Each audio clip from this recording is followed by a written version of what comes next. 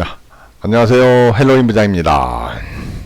자, 날씨는 추워지고, 자, 코로나 심상치 않죠, 다시.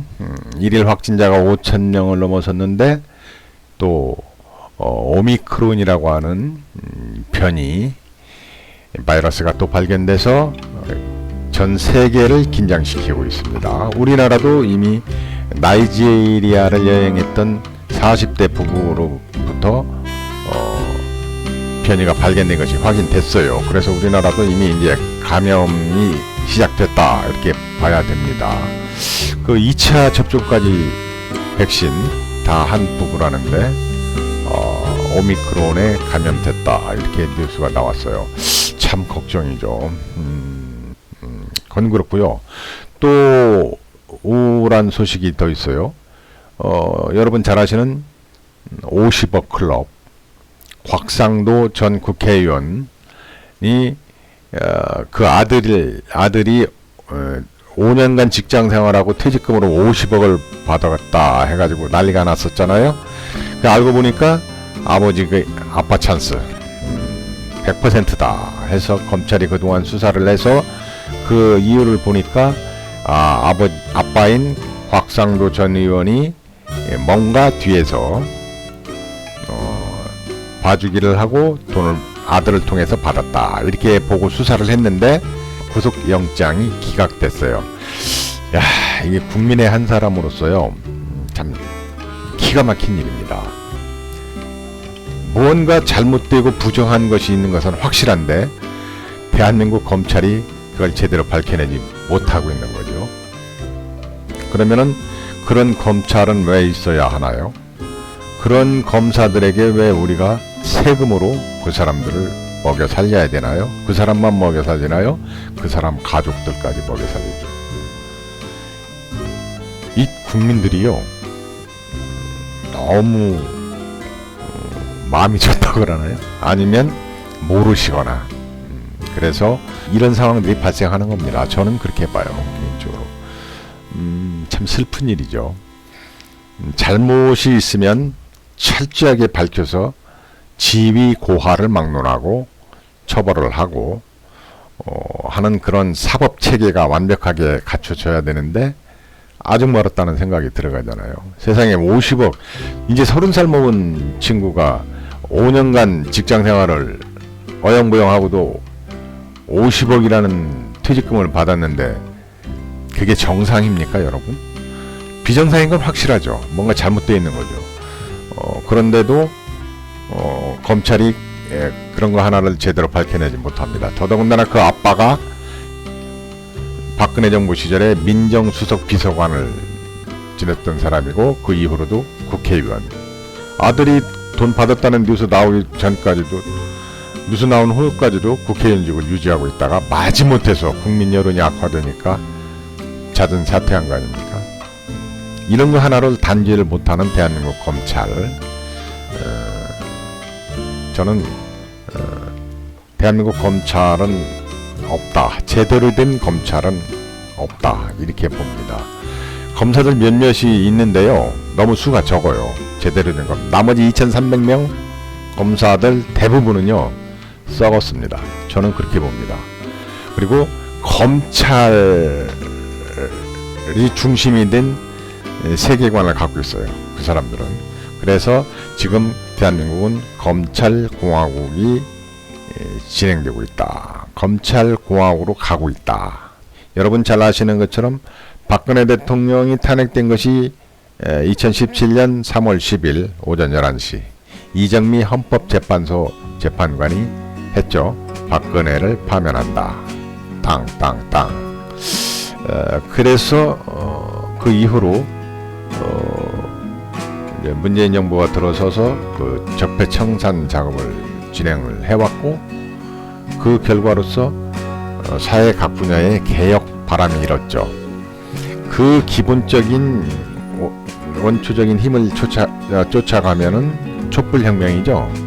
2016년 그 거대하게 타오른 촛불혁명이 막을 올렸고 그것이 이제 성공을 해서 문재인 정부가 탄생한 거 아닙니까?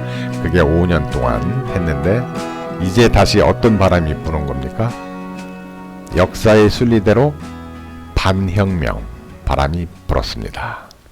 그래서 우리나라도 이제 촛불혁명으로 혁명의 불꽃이 막 타올랐다가 그것이 이제 역풍을 맞는 겁니다. 이제 그 역풍을 맞게 되는 원인이 반드시 있죠. 뭐냐? 민생이 도탄에 빠진다는 거예요. 어떤 혁명이나 반혁명의 바람은 반드시 그 동기가 있어요. 그렇게 바람이 부는 동기가. 그러니까 촛불혁명이 불어올 때 그 동기는 박근혜 정부의 실정이죠. 그걸로 인해서 촛불혁명이 거세게 타올랐고 그 바톤을 받아서 문재인 정부가 이제 탄생을 해서 적폐청산을 했죠. 그리고 개혁 작업을 진행을 했죠.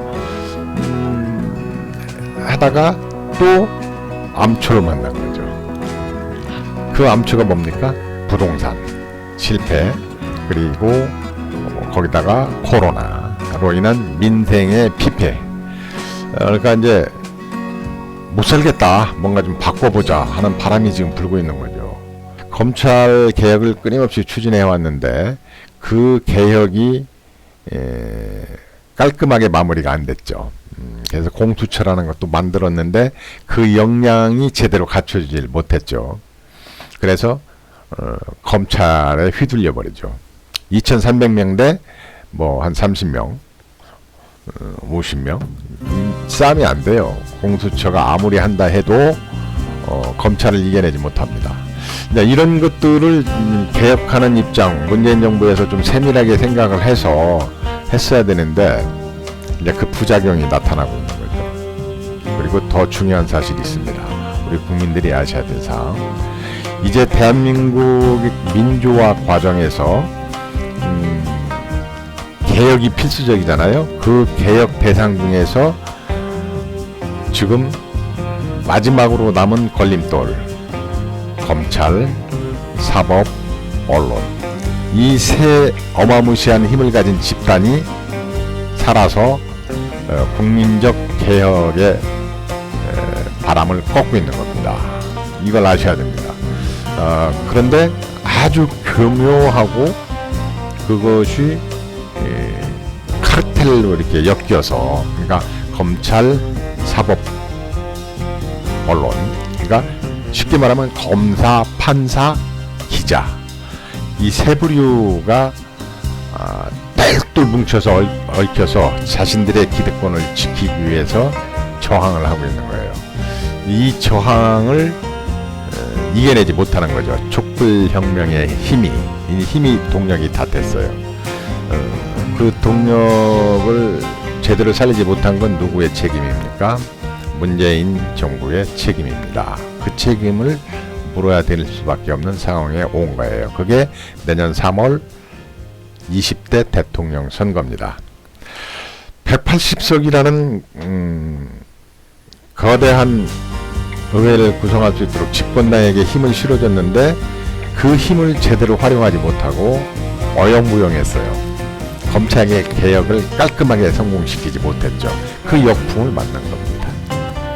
그리고 그 역풍의 선두주자가 윤석열이라고 하는 특정 인물이에요. 저는 뭐 윤석열 개인 얘기하는 게 아니고요.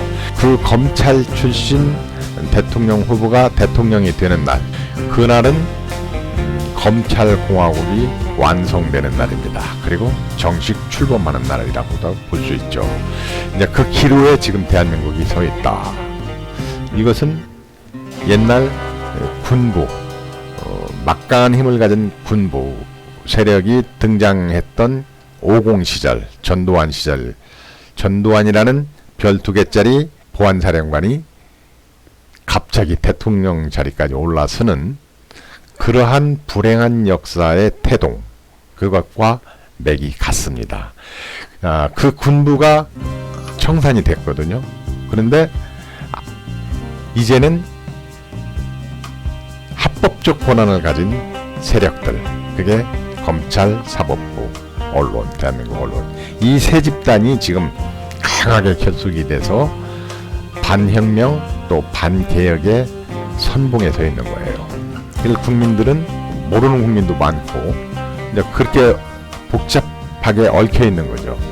근데 분명한 사실은 이제 전 검찰총장 출신 후보자가 대통령이 되면 검찰 통치가 될 가능성이 있는 거죠.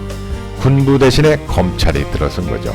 지금 검찰은 자신들이 갖고 있는 수사권과 기소권이라고 하는 막강한 힘을 갖고 합법적으로 힘을 휘둘러서 대한민국을 자신들의 공화국으로 만들어가고 있는 겁니다. 이것을 국민들이 깨우쳐야 되는데 경제난, 부동산 문제, 특히 이제 코로나로 인한 장기화 이런 걸로 하니까 그런 것을 생각할 여력이 없어요. 일반 국민들은 그저 책임, 문재인 정부 너네가 잘못해서 그래, 그러니까 바꿔야 돼, 이 생각밖에 없어요. 근데 바꾸려면은 제대로 된 세력이 와서 할 수 있도록 바꿔줘야 되는데 이제는 그거 안 따져요. 하여튼 문재인만 바꿔버리면 누구라도 좋아. 그러니까 전혀 엉뚱한 인물이 튀어나올 수 있는 그런 분위기가 형성이 된 겁니다. 세상에 검찰총장이 잉크도 마르기 전에 임기 채우지도 않고 튀어나와서 대통령 후보가 되고 대통령이 되는 나라, 만약 된다면 대한민국이 아마 최초의 나라가 될 거예요. 정치적 중립을 해친 건데 거기에 대해서 언론이 아무런 비판도 안 하잖아요. 그리고 앞 둘러리를 서주잖아요. 이게 대한민국 역사에서 이제 나중에 큰 오점의 역사로 또 기록이 되겠죠. 만약 윤석열 씨가 된다면 전두환 씨가 대통령 되는 과정과 똑같아요.